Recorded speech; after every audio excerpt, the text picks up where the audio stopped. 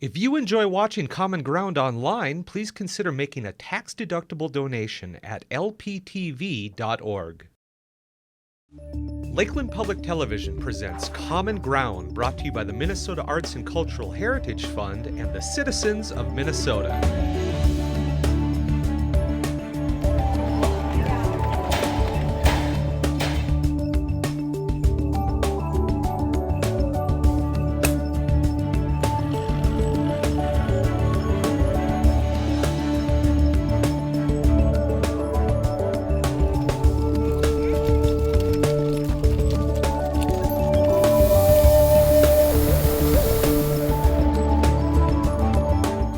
Hi, welcome to Common Ground. I'm your host, Scott Knudsen. On this episode of Common Ground, tour the 2014 Cuyuna Gem, Rock and Mineral Show with the Rock Wizard as he introduces us to the culture of rock hounds.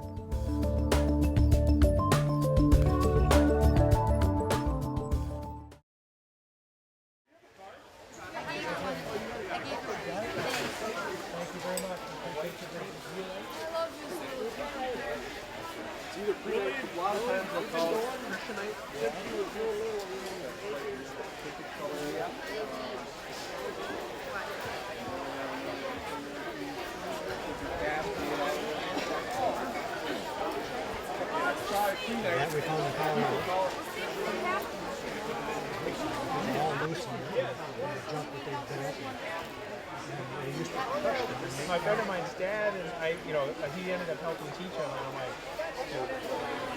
Hi, my name is Harry Wagner, and we're here at the Cuyuna Rock, Gem, and Mineral Show in Brainerd.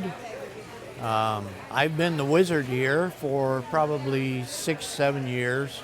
It's my job as a wizard to hand out free rocks to all the little kids and answer any questions they have, and then of course answer any questions that grown-ups have.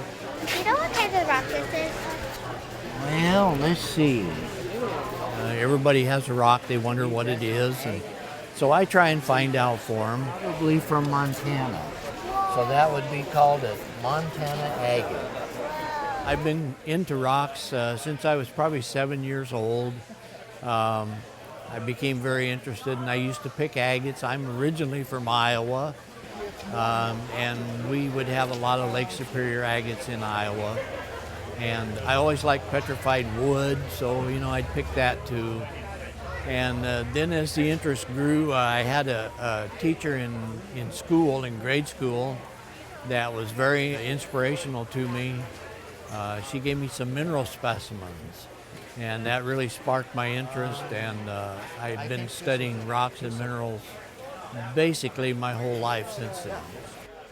We have this event every year, and it gives a good chance for people to experience the wonders and all the various aspects of what rock hounding is. Of course, this event is put on and sponsored by the Cuyuna Rock, Gem, and Mineral Society, and I have been fortunate in past years to have been the president of that several times. It's such a great club because it's a place where people that are interested in rocks and interested in knowing and learning about rocks can come together and discuss it and look at different people's rocks and just kind of share knowledge and experiences. We meet once a month on the second Saturday of the month, and our clubhouse is in Crosby, Minnesota. And anybody here that's at our club tables, or any members of the club, can give you information on who we are and where we are. And we have a nominal club dues that we charge. Anybody that might be interested in our rock club and possibly joining or learning more about rocks, we meet the second Saturday of every month. And we also have a website, which is cuyunarockclub.org, and we're online, and there's any number of phone numbers that are listed on there that you could get in contact with someone to find out more information. What draws a lot of people to rocks is the physical beauty of them, and kind of the mystery surrounding them as to how old they are, And most people, when they find out how old rocks are, it's pretty hard for them to grasp that and really understand that a rock can be hundreds of millions or even billions of years old. Of course, 1 billion years is 1,000 million, so you know, you're looking at a very ancient type rock. And the fascination with me for rocks has always been wondering how they were formed and why they were formed like they are. Why do they look like they do, and so forth. And through studying that, you can get a pretty good grasp on that. The basic type rocks, sedimentary, metamorphic, or igneous, and that pretty much tells you then how they're formed and so forth. Of course, each section of the country or the state has different rock formations, so that's interesting to study how that came about. There's many, many facets to rock hounding. There's not only the collecting and the studying, but then you get into the jewelry and all the fascinating collections that you can delve into. I think the more people learn about geology and how ancient this world is, the more they realize the advances that man has made, the knowledge that he has gained. And of course, the more you start to study something, the more involved you become. And it's a lifelong pursuit of knowledge that you can enter into in the study of geology and rocks. Plus, you can gain a lot of personal relationships with people that have the same interest. And I know my journey through life studying rocks and minerals has led to me to countless encounters with people that I'll never forget. Just rich personal experiences. Hey Dave, how's it going? Going absolutely wonderfully. Good. How is the wizard doing today? Well, the wizard's doing pretty good. Is it pretty good? Have you been able to answer all the questions? Well, so far, maybe. Oh, wow, that's a promising sign. This is a long-standing member of our club, Dave Moe. Hi there. And he has some beautiful rocks for sale here. Yeah, see, I have a couple of things here I think you might truly be interested in. What I have here is fossilized coral geodes, 20 to 35 million years old. Oftentimes they will come any nodule like this, and when you cut them, of course, you will find the beauty of the agatized coral itself. This one here, when you first find it, you might classify it as a nodule. You'll notice that there's no sign of any formation on the inside, but once you cut it, you find the true beauty that Mother Nature has provided for us. This is agatized coral, and the two halves here have been polished. Right here we have an ancient fossilized piece of seabed with the clams as it existed in the Pliocene, early Pliocene or late Miocene period, or about 3 million years ago. This is the ancient seabed, and these are the fossilized clams. You might note that the body of the clams are filled with a golden calcite, and it is thought that it is the only place in the world where this golden calcite has filled the body of the clams. It's one of the few and only fossilized clam beds of this nature that I know of. Just some wonderful specimens, Dave. Well, thank you very much. The wizard is always somebody I rely upon. You know, he makes life so much easier for me and all the other vendors here. So, and the club members. Well, thank you, thank you. I appreciate that. Beautiful display, Dave. Thank you very much. We'll see you later. See you later. Right here we have some display cases set up, and these two cases here happen to be mine, part of my rock collection. I might explain that rocks are different than minerals. Rocks are made of minerals, and minerals are made from elements. So there is a distinct difference between a rock and a mineral.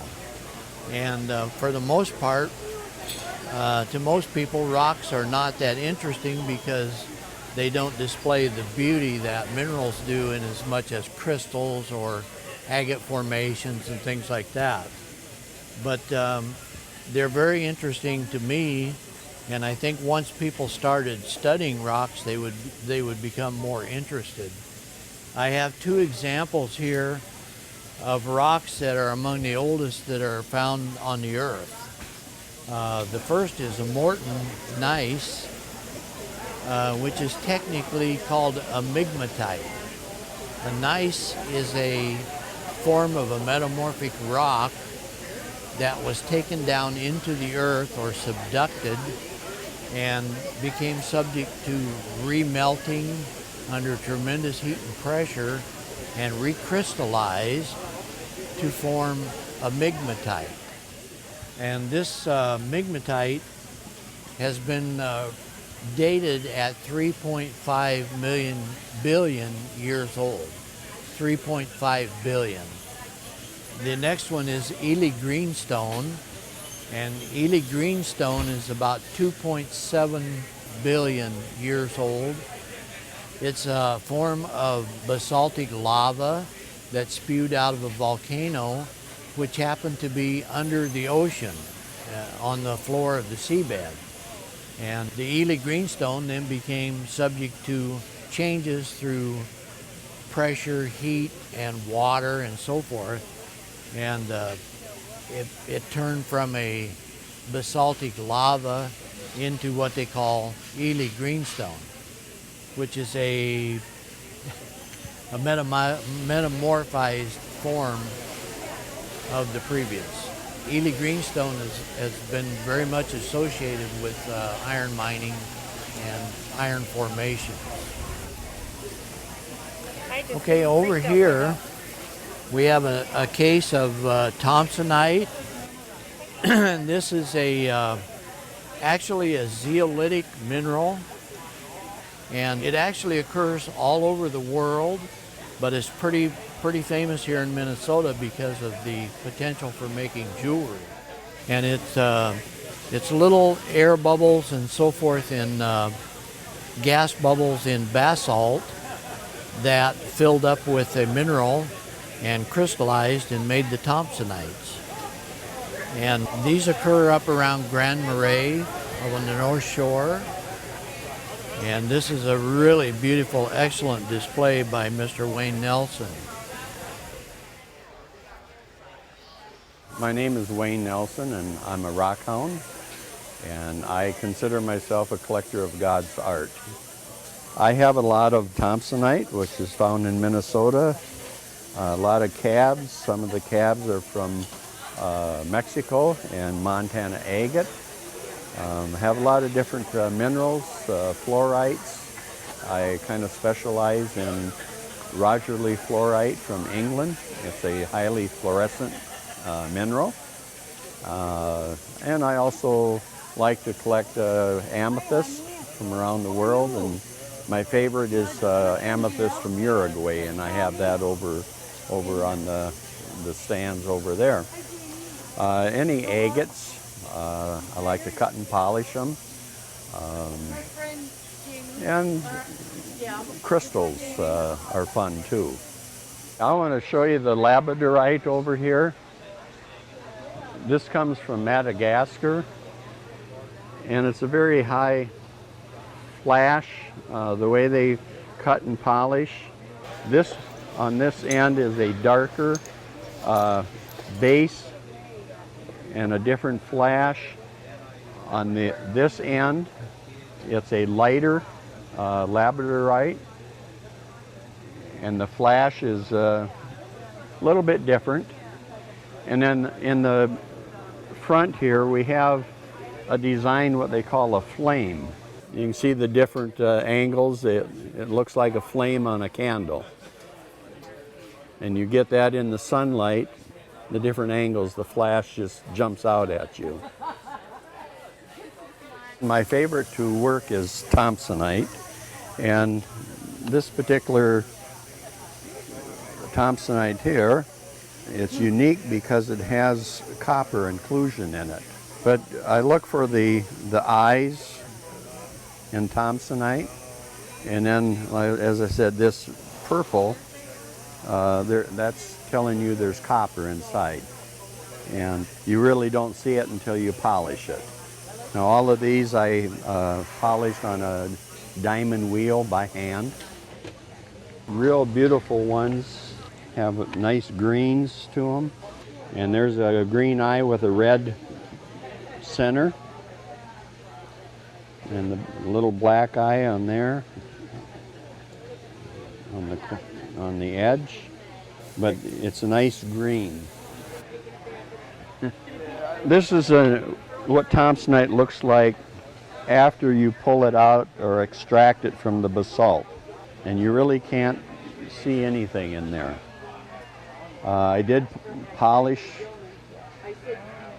a portion of this one to show people what it looks like after you extract it and then start polishing it. It's like looking at a flower that's just in bud form, and then it opens up to show its beauty, and getting all of this outside material off, and you see the beauty of it. Many people do not know that Thomsonite is the Minnesota State gemstone. Thomsonite is found along the North Shore between Lutsen and Grand Marais. And it can go back in, half a mile or so away from the lake. You can find it in the lake also. You will find some Thomsonite over on the Michigan side of Lake Superior, but I don't believe it's as colorful as the Minnesota Thomsonite. And all Thomsonite elsewhere in the world is white. So this is the only place in the world that you're going to find this colorful gemstone, is in Minnesota.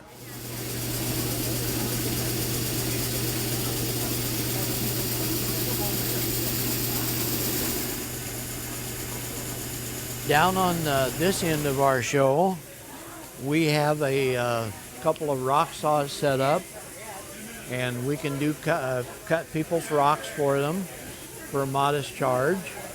Let them see what's inside the rock. And these are diamond saw blades.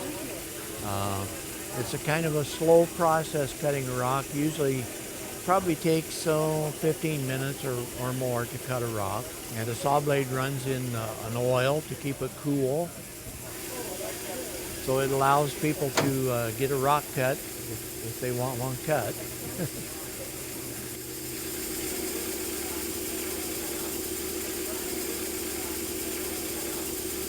I'm going to clean it up. So the cleaning process is put it in floor dry.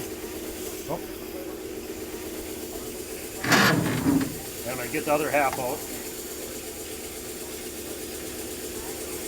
Oh, this one is really nice. And I'm throwing it in the floor dry. So that's going to be a nice rock.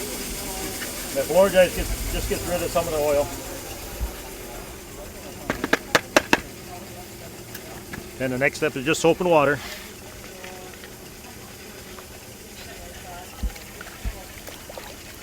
It almost looks like there's a skeleton or something in it. Right.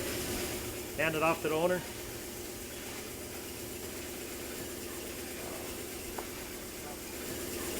That's a very nice rock. I love it. Just another one that I had cut for somebody else.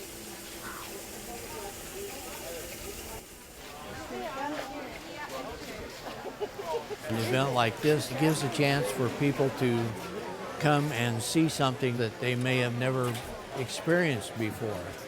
And many people today have told me that this is the first time they have came, and they just couldn't believe what's going on here with all these rocks and beautiful stuff and jewelry and specimens. And most people say, well, I'll definitely come back.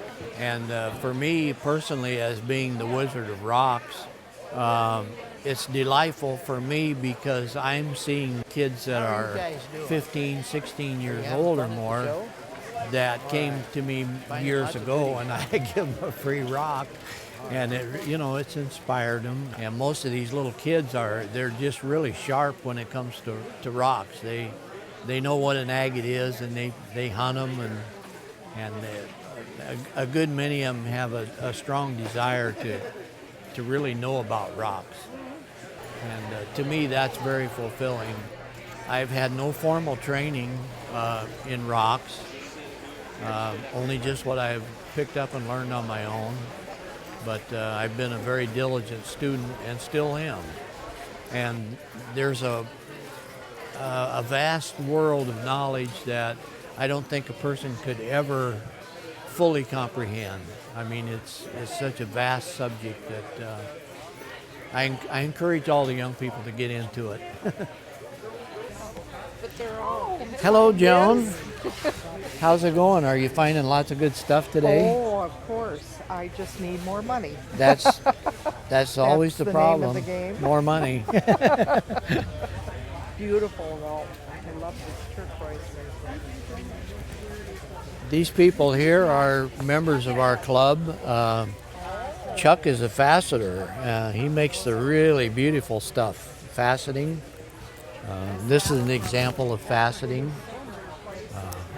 where the rock is actually faceted into facets. He does beautiful work.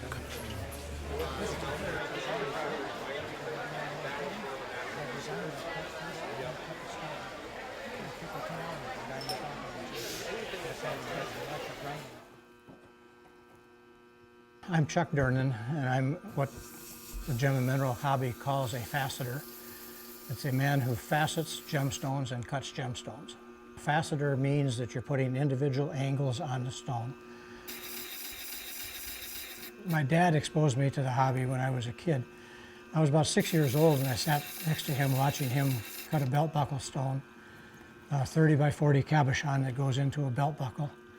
And I still do those today. It's something that has stayed with me over the years. My wife's uncle did the same thing, exposed her to the hobby in the same way. It's been a lifelong experience. It's been a lifelong hobby. My grandson is now interested. Those things are extremely important to us to pass this hobby along to all the club members and to all the general public that is interested in it. We want to foster the interest in this. Earth sciences are something that is, as we continue to use up the iron ore and the aluminum and all these kinds of things, and we continue to run out of deposits of gemstones, we have to be out there searching for more and finding more. Fortunately, the earth is always making more. Lava spews from the earth. We get gemstones from some of the lava beds. Different minerals collect in these areas. They collect in the hollow parts. They just become another source of material for us as hobbyists and for us as jewelers and people to wear and enjoy. As a member of the Cuyuna Rock Gem and Mineral Club, I find that it's very interesting to talk with other people about what they do and how they cut stones and what kind of stones they cut. As far as I know, there's only myself as a faceter and one other gentleman that is just learning to facet right now. Most of them are rock hounds that enjoy going out and picking up rocks and looking for agates and looking for stones and stuff. Don't ever go in to somebody's private land and expect to just walk over there and start picking up stones from their property. It tends to make them a little bit aggravated, the same as it would if you were a hunter trying to hunt on their property. The club itself is made up of a whole lot of different people.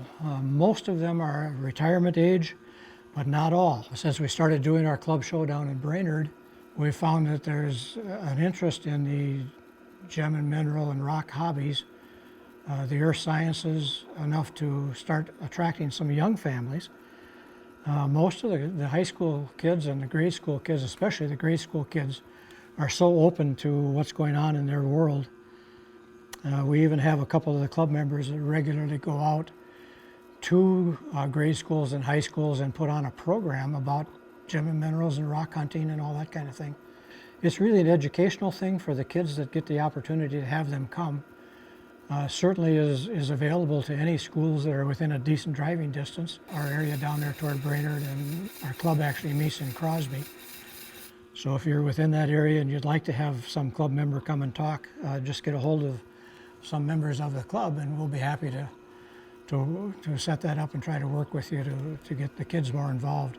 If you have the opportunity and would like to come and visit at one of our shows, our show is held annually in Brainerd, and it's always the first weekend of May. You'll have the opportunity to visit with club members and even people from outside of our club that come and display some of the special rocks that they've collected over the years. The knowledge that you gain by going to a gem and mineral show or a gem rock and mineral show or whatever you want to call it, there's so many beautiful things to look at, and there's so many beautiful rocks in the world. It's just really amazing because they're always finding new ones. They're always finding different things in the mountains that haven't been discovered before that turn out to be absolutely gorgeous, beautiful stones. The things that happen at these gem and mineral shows are just an awful lot of knowledge that's there. There's so many things that are known about rocks and geology and the history of the earth and all that kind of stuff that gets imparted to people at that show. They get an opportunity to stop and talk and visit with the various dealers that are there. We're not there just to sell our product. We're there actually to educate the public, let the public know what our hobby is all about. Something that you just can't take away from me is the joy that I get when I actually get this stone finished, if I ever do. Thank you so much for watching. Join us again next week for part 2 of Rock Hounds with gem cutter Chuck Durnan. If you have an idea for a common ground piece that pertains to north central Minnesota, email us at legacy@lptv.org or call us at 218-333-3014. To view any episode of Common Ground online, visit us at lptv.org.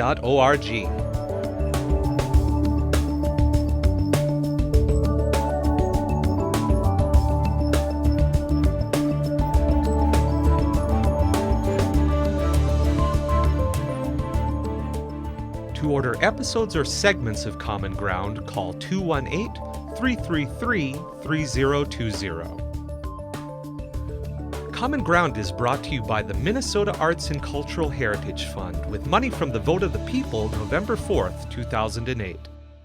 If you enjoyed this episode of Lakeland Public Television's Common Ground, consider making a contribution at lptv.org.